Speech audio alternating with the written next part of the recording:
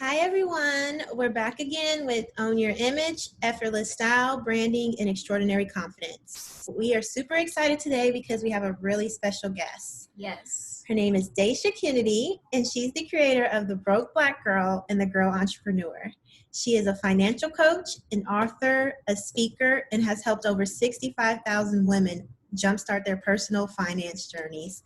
She is a true woman walking in her purpose. Yes. Welcome, Dasha, to the Own Your Image show. How are you? Thank you. I'm so happy to be here.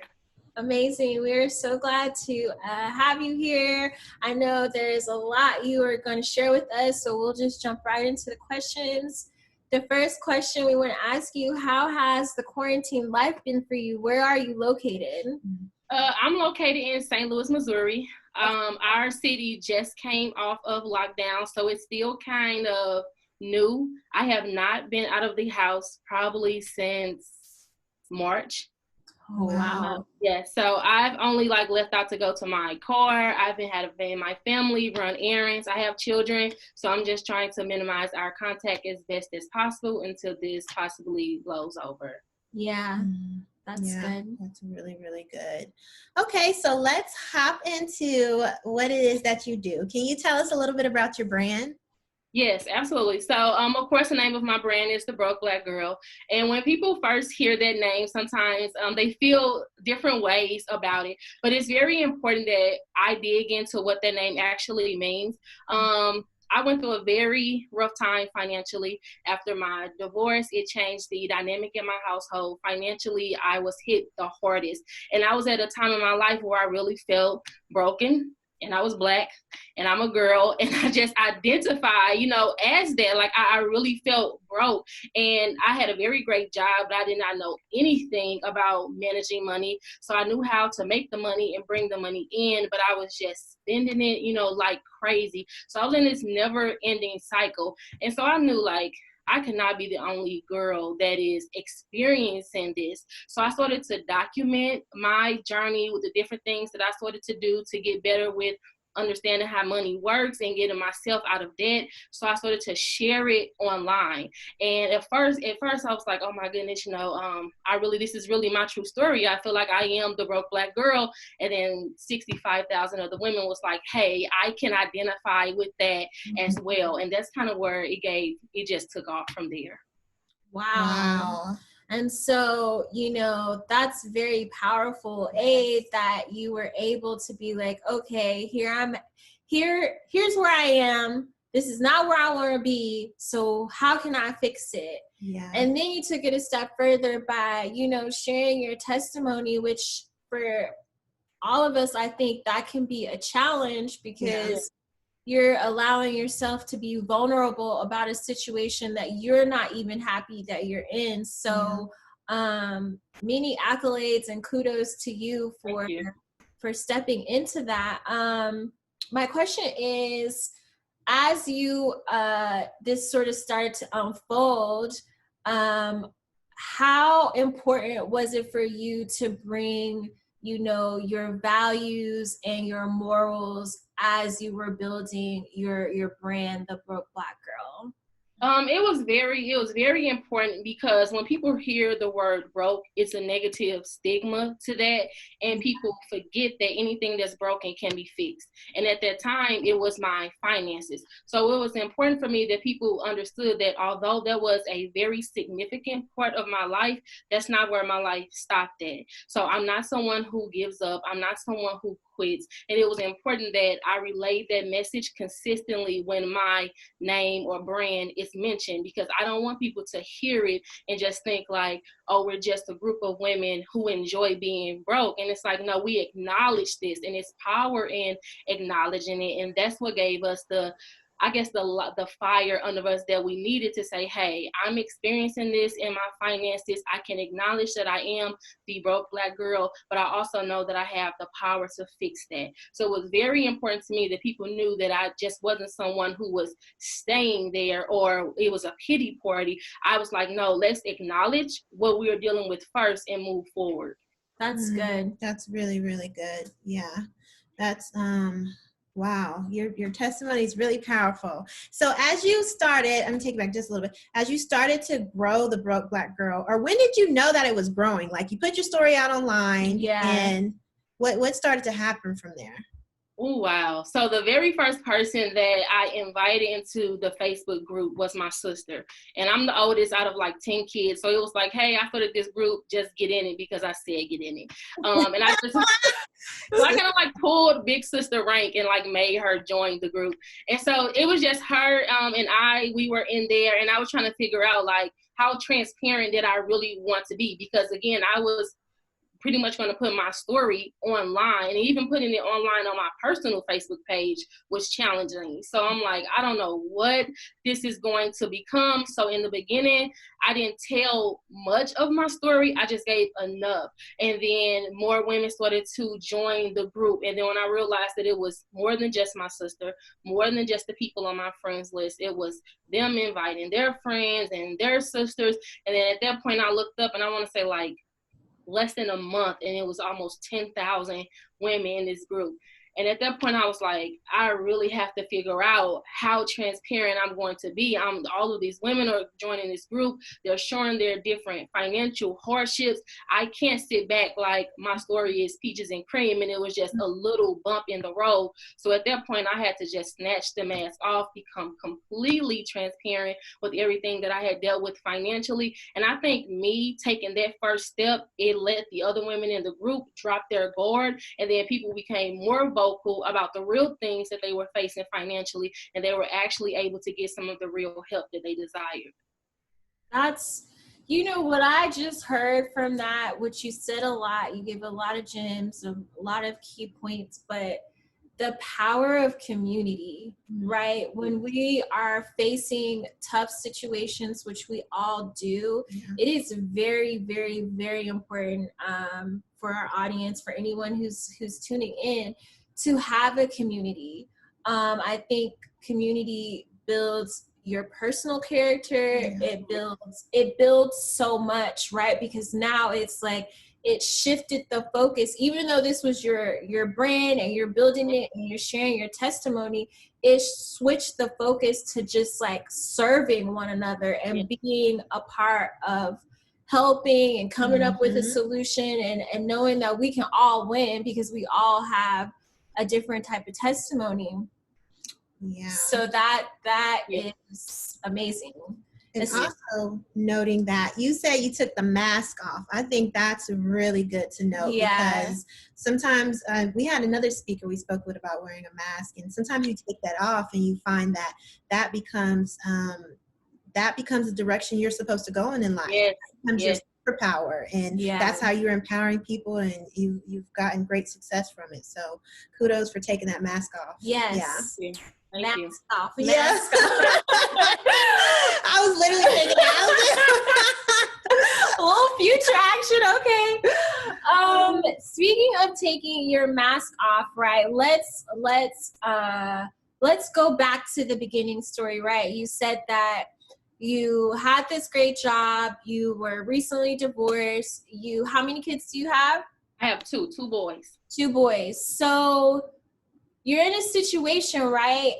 How did you get to that, I guess, the aha moment, or took, what am I trying to ask? The confidence to just be to step out. You were a mom, recently divorced, you see yourself in this situation. I think perhaps, answering this question could really give our listeners and ourselves some value to how you did that. Yes, absolutely. So after my divorce, it was very tough. It was very tough. And sometimes you think that when you go through something dramatic like that, and I think at the time I only was like 27. So I'm young, I have these children, and I'm going through a divorce. So that was one breaking point for me. Then I broke my foot. So that was another breaking point for me. Then I lost my father. So that was another breaking point for me. So it had to get, for me, where I felt like it cannot get any lower than this. No one is going to come and save me. And I had to recognize that I was my situation was only going to get better. I was only going to get better if I took accountability for where I was choosing to stay. So the things that had occurred to me, they had already happened. I couldn't take them back. I couldn't bring my father back. I couldn't fix the marriage. The divorce was done. I could not heal my foot. I had to go through those emotions, and once I went through those things and it was over, I had to realize I was choosing to stay hurt. I was choosing to stay in a situation where I wasn't doing anything better with my finances. I was just running the cycle. So until it got to me where it felt like nothing is going to change unless I change, it didn't get better.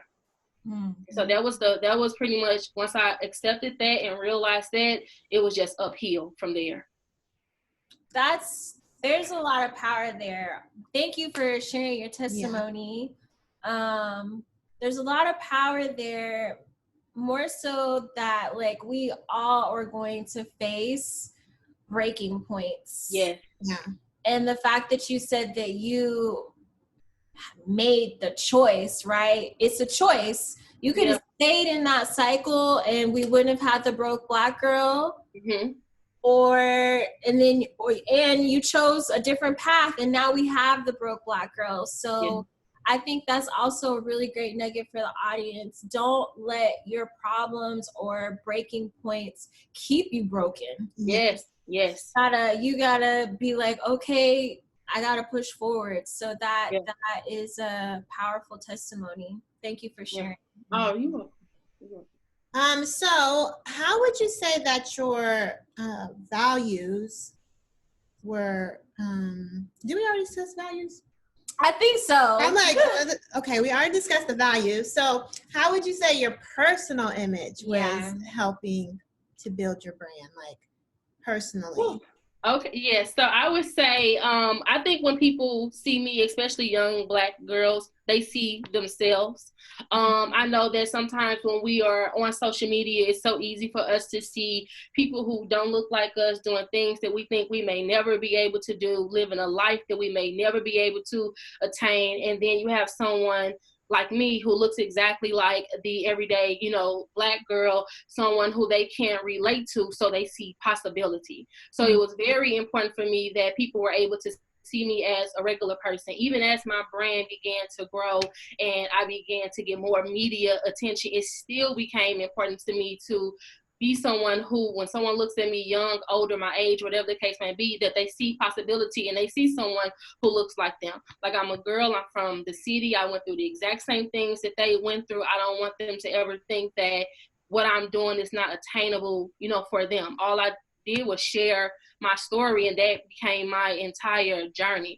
So pushing my personal brand out there was very important. And it was very important for me to brand myself, because I believe I'm a very sweet person. But in person, a lot of people would say that I don't smile a lot. So because I don't smile a lot, people would think that as I'm closed off or that I'm mean. You know how people just have their preconceived notions. And so it was important for me that I learned how to brand my own personal image so that people would know, like, oh, okay, she is, a very sweet person. And it's tough when you go from being the oldest of 10 children to now 65,000 people know everything, about you. It's a complete game changer. So I had to learn how to brand myself personally so people understood not only the message behind my brand, but the person behind my brand. Well, that's really good from a branding perspective. Yeah. Like, that you have to be visible so that so people know what you're trying to convey. Yeah. They're not just looking at all of these products and saying like, okay, what is this? What's happening? You're actually able to speak into it. Yeah. So I love that. That's amazing. So we're going to shift gears a little bit, and we're going to talk about fashion. I'm in this top you have on. So as you started to build your brand, share your journey, build this power community, how did your fashion play a part in building this, meaning your wardrobe? Yes, so one of the things that I talk a lot about in my community is spending my money wisely. I am a huge thrift shopper. I just do not believe in spending thousands upon thousands of dollars on clothes, but I still want to look cute. I still want to look nice. So it becomes a challenge for me to go out to see if I can get the cutest outfit for the cheapest price, because that's another port that I can add to my brand. And I can say, hey, I'm able to do other things because I'm not spending all of my money on shoes, purses, clothes, which if people do that, that's, you know, that's their thing. I know everybody has their thing, but that's a part of my brand that I speak to as well, that I'm able to dress nice, look cute, be fashionable, and I'm probably spending $25 on an entire outfit. And that's, you know, that's a skill. And I think that that is also something that people need to hear more of, because I think often we, as a whole, a lot of people equate like being fashionable with spending a bunch of money. Right. And then they start getting in their feelings and doing things and spending checks on one purse so that they can fit in. And it's just like, sis, you don't have That's to. not the way. Yeah, Right. Yeah. So that's a great thing to be doing. And also just understanding that just because you're successful doesn't mean it's going to come from, like, people think that you have to wear certain designers and stuff once you reach a level of success. Yes. I still like to spend my money on thrifting or wherever you like to go. Like, that's okay too. Right. Success doesn't equate to wearing certain brands or wearing certain things. Right. Yeah, and that's one of the things that I like to talk about a lot, because when it comes to us, especially in our age group, being on social media a lot, that's all that we see. We see the designer, the name brands, the expensive cars, and it's so easy for people to see that and think like, oh, wow, that person is really doing well, or I'm not doing good enough. And it's like, no, you know, that's not how it works. Case in point with what's happening now in the world, you see a lot of people who live, I guess you can say, a lavish lifestyle like that, are unable to survive during times like this, during uncertain financial times, versus someone who does not spend money on clothes like that. They're able to survive because they have money left over. So it really depends on how you look at it. And for me, it's like, I don't want my money tied up in expensive clothes because it has no value when it comes time for emergencies. Right. That's a good note. That's very good note. How would you describe your personal style? If I could wear black every day, I would. I love if I can listen. If I can wear black every day with a popping red lip and a sleek ponytail, that's it. Like that. I put this color on because I'm like, I got these black curtains in this room, so I want to have some color to myself. But trust me, if I could wear black every single day, I love black. And to me, I just feel like black is just, you can't go wrong. You cannot go wrong. You really can't go wrong with black. All black, popping red lip, it's the outfit right there. Yes. What is your favorite? So you said you love black, but what's your favorite piece of clothing? Like, I have a black leather jacket that I probably will wear until I'm 85. I love, like, I'll wear that black leather jacket. Oh my goodness, it probably would have to give out on me before I take it off. That would be my favorite piece of clothing. So I want to know, you know, you were at this journey now, you know what you feel good in and look great in. Do you feel as though that evolved as you started to build your brand and how you showed up, and as you sort of, like, I guess, evolved into this butterfly of not being broken anymore and broke? Yeah, it definitely evolved, because before, I think that I was able to hide more and I became comfortable with that. And because I didn't have to be in a spotlight in certain areas or on stages or in certain rooms, it was easy for me to hide behind, oh, I'm a mom, I have 2 kids, I don't have to put clothes on, I can just throw this on. And then I looked up and I had gained weight. I was not taking care of my hair. I was not happy. So I think that if it wasn't for the shift that my brand took, I probably wouldn't have started focusing more on myself as a woman, personally, professionally, and fashionably. I don't think that I would have focused more on it. So it definitely evolved due to the way that my brand took a turn. And I love that you sort of tied all of that together, because I think, you know, what we're trying to really empower the audience with is that it's like a domino effect, right? It's like you have to do the work within, right? Yeah. You put the work within, and it was like, okay, I can't stay like this anymore. I got to change some things. But then as you're changing that, there's another piece, because you know, you couldn't necessarily stay where you're at while you're evolving and being in front of the camera and telling your story, that your fashion gave some power. So you're starting to see how like all of these things really do piece together to make you who you are, your brand, your image, your style. Yes. Money. Money. Money. Yeah. Yes. You learn to become comfortable in your own skin real quick, especially when you feel that your brand is serving other people. I went through a stage where I did gain weight, and this was something that was hard for me to talk about for a while, but I went through a stage where I did gain, like after becoming a full-time entrepreneur, I just was stuck in the house on my computer all the time. And I want to say I probably gained like 25 to 30 extra pounds. And I got to the point where it was like, I'm not going on stage. I'm not going live. I'm not doing anything that puts me in front of people because I don't feel happy about where I'm at. And then I thought like, okay, if I fall off because of something I'm uncomfortable with, but there's someone out there that's depending on my message, will I really let them fail because I don't like how I look on camera?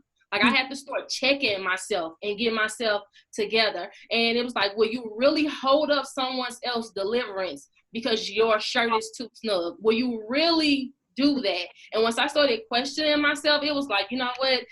They're going to get whatever show up on this camera today. And so it's like, because it's like I had to push through and do the work. So it was a real reality check. Oh, my goodness. It was a real reality check for me, but it held me accountable. It definitely held me accountable. I love that so much, because, we talked in our last interview with someone about being a servant and being of service to others. And that's what you are. You stepped into your purpose, and you know that you're serving someone else behind you. You know that there's someone watching you and depending on you. Yeah. And you're stepping into your calling, and you're taking the lead. You're being a leader and saying, you know what, no matter what, I'm going to make sure I do what I'm supposed to do because people behind me who are counting on me. And I really, really love that. I think that's so important to know for the audience. Like, stepping in your calling, stepping into your purpose, owning who you are is going to help the next person behind you. Yeah. Even when it doesn't feel good. Right. That's really, I love that. And I think you hit it right on the tail. We want everybody to be fully equipped, fully empowered to be the best versions of themselves. But ultimately, you need to be that because there are people, like you said, behind you that need to step into where they need to be, and you can be a testimony for them. And it's like, that's even a domino effect. If all of us are walking in our purpose, walking in our calling, walking as leaders as we were created to be, wow. Right. Like, how much change and effect would that really cause? Where was it in your journey, or a specific moment where you really had to just overcome? And I know a lot of what you've told us is about pushing through and overcoming, but where was that point where you're like, okay, I gotta really push through. Now this is starting, everything's going, and then something happened and you had to push through? I would say it was an event that I attended here in our city, and there was a lot of women in my online community that were going to be there, and it was a lot of buzz about the event. It was someone else's event, but it was a lot of people in our city that were going to be there, and there was a lot of buzz about the event. A lot of women in my group, they were excited to come. They were excited to finally meet me in person, but I struggled very bad with having had gained weight.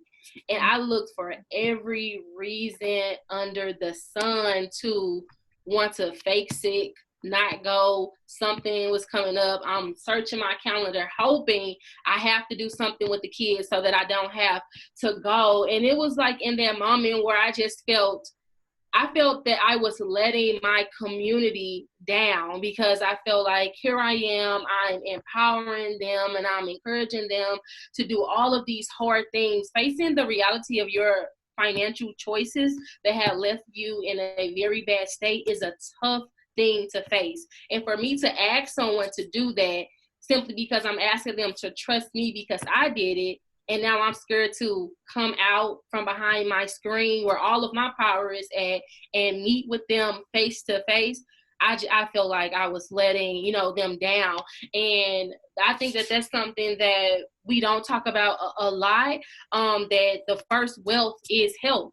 And I had to first realize, like, yo, like, you have to take care of yourself. It can't just be, oh, I'm behind the computer, I know all of these things about finances and I'm putting it out, and then I close my computer and I'm like not taking care of myself. I'm not focusing on like my weight gain, my food intake, but I'm telling people to do all of these hard things, but I can't do this one hard thing. And it was like right there in that moment, I went to the event. It was hard as heck to go, but I went and I enjoyed myself. I never have any problem with dressing up and looking cute, but it's just the internal thing. It's like, oh, is my shirt looking crazy? Is someone going to like recognize me? Am I going to have a bad picture? And it was like in that moment, I had to press through that. And like I said earlier, I can't let things that I have control over take away someone else's encouragement or their deliverance because I want to sit down and create a pity party for myself. And one thing that I learned is that they don't serve champagne at pity parties. So that's not a party that I want to stay at forever. So I had to learn to really get out of that rut. That's good. I think also you touching on internal, right? Because you got all this good stuff going on the outside. Yeah. People wanting to meet you, but then it's like, you guys, we have to also deal with eternally. I think that's the main thing is like really, you know, you're stepping into all these things, but you also have to say, like you say, you checked yourself. You got to check yourself and see where you're at mentally, physically, because that's going to go into what you're building. And it's going to show, and it's going to show. It is not going to be any outfit, any hairstyle, anything that you can put on that's going to hide it, because it's going to come out, whether it's in the things that you say, the way that you move, or how you handle meeting people in person. Some way is going to seep out of you. So a big part, I believe, to owning your image is owning the things that people can't see. Yeah. That is our final question. Actually, let's dive a bit deeper into that. You know, we've covered so much in this conversation with you. Thank you for all of your testimonies. But what does it truly mean to own your image? Just that, to me, owning the things that people cannot see. It's easy. That's the easy part, is dressing it up, getting your hair done, getting your makeup done, and taking a good picture. That's surface level things. But when you own who you really are, it's the things that people cannot see, the things that people cannot take away from you, the things that you are solely in control of, and that's owning who you are on the inside. And for me, that is what I really think what it means to own your image, is to own exactly who you are. If you strip away the mask, if you take away the luxurious items, who are you then? When the illusion is no longer there, who are you, and are you happy with that person? And if you are not happy with that person, then you know you have some internal work to do. But if you are happy with that person, once everything gets removed, then you have definitely owned your image. Wow. You heard it here first. Yes. We love it. That's so good. So good. So good, guys. I hope you took notes on this one. This one is really powerful. Dasha has given us some tools, some tips, some tools to take with us. Yes. We know that you have a free gift that you want to share. Yes. So I have a free gift for anyone who is listening that has tuned in with us today. It is a free budget template. When you go to my website, it's absolutely free. You can print it out, as many copies as you need. It is a way to help you kickstart your financial journey. Amazing. And so the listeners will just go to your website and they'll find that link, or did you have I think you have a separate link, so we'll include that. You guys can click on it. How can we stay in contact with you and everything that you're doing and developing?